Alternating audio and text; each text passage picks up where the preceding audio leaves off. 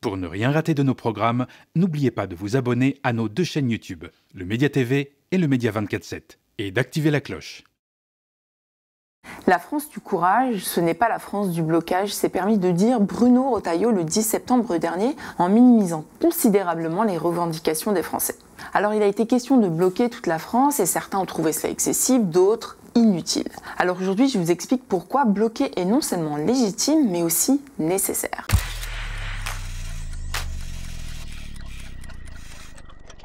Est-ce que vous saviez qu'à chaque fois que la France a avancé socialement, c'était grâce au blocage? Le blocage est devenu au fil du temps un droit démocratique, un levier de pression puisque sans ça, les gouvernements n'écoutent pas.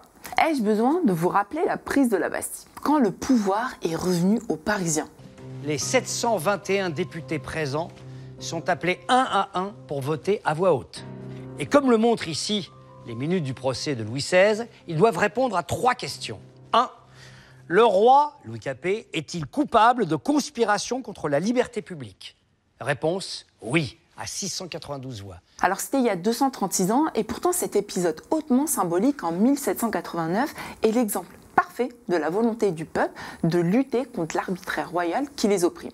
Un symbole du basculement. Même si les républiques n'existaient pas encore, cet événement a façonné l'histoire des protestations en France. Alors plus récemment en 1936, après un mouvement de grève massif, les travailleurs et travailleuses, accompagnés par la CGT, ont gagné 2 semaines de congés payés. En mai 1968, une grève étudiante ponctuée de manifestations de masse et d'une grève massive dans les usines conduit à un véritable blocage du pays pendant un mois. Et ces blocages ont mené à des hausses de salaire historiques. En 1995, les mobilisations contre le plan Juppé ont protégé la Sécu et les retraites. Elles ont été d'ailleurs les plus importantes depuis celles de mai 68, 2 millions de manifestants dans toute la France. En 2006, le gouvernement s'incline face à la contestation et enterra définitivement le CPE. Pareil en 2010 pour la réforme des retraites. En fait, à chaque fois, ce n'est pas parce que le gouvernement est gentil ou encore à l'écoute, mais tout simplement parce que le pays s'était arrêté. Alors je vous vois venir. Amina, tu parles de grève quand on te parle de blocage. Alors on a tendance à distinguer grève et blocage,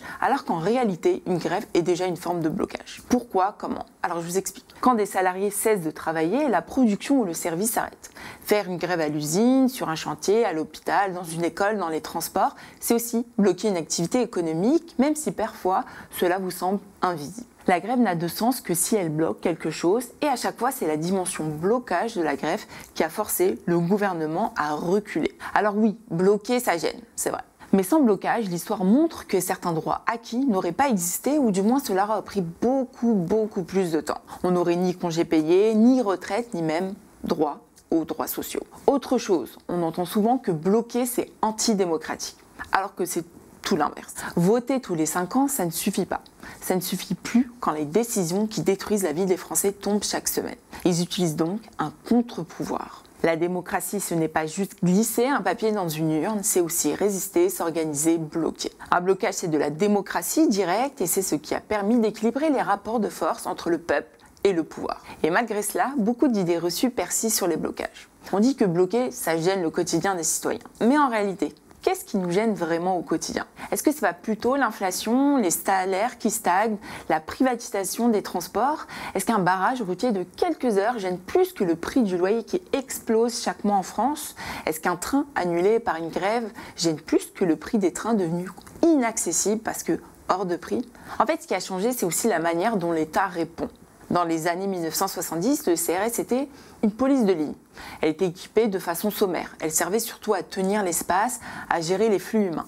Actuellement, le CRS est bardé de protection, équipé de lanceurs de balles, de grenades et symbolise plutôt une police de mouvement, une police de contact, structurée non plus pour contenir, mais pour agir et réagir. Alors résultat, lors des précédents soulèvements, des mutilations, des traumatismes crâniens, des éclats de grenades qui sont devenus un marqueur des mobilisations récentes. On l'a vu avec les gilets jaunes, les manifs contre les retraites, la répression de l'État est montée d'un cran.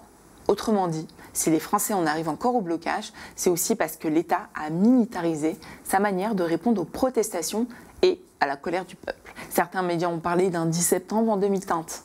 Alors je me suis quand même demandé, cette militarisation de la police, est-ce qu'elle n'est pas peut-être liée à la baisse de manifestants dans les rues? On sait que désormais, manifester peut exposer à des risques graves, très concrets, des gardes à vue arbitraires ou encore des violences. Cela peut donc décourager une partie de la population qui ne souhaite pas prendre justement de risques physiques. Alors on a pu le constater avec le mouvement des Gilets jaunes, moins de manifestants et même moins de manifestants dits modérés. Cela a créé parfois un effet de durcissement. Mais est-ce que la militarisation envoie comme signal, surtout, c'est manifester est égal danger. Et cela peut conduire à une forme d'autocensure collective.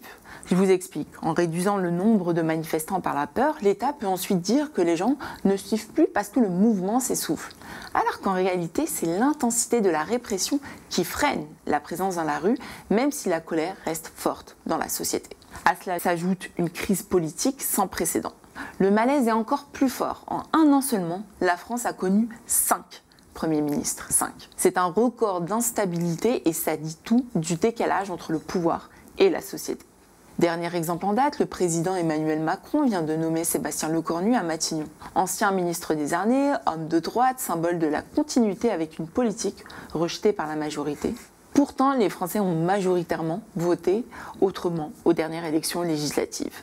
Et c'est ce déni de démocratie qui pousse encore une fois le peuple à dire « assez ». On bloque. L'histoire de la France nous montre une chose très simple. Quand le peuple a bloqué, il a gagné. Quand le peuple est resté silencieux, il a perdu.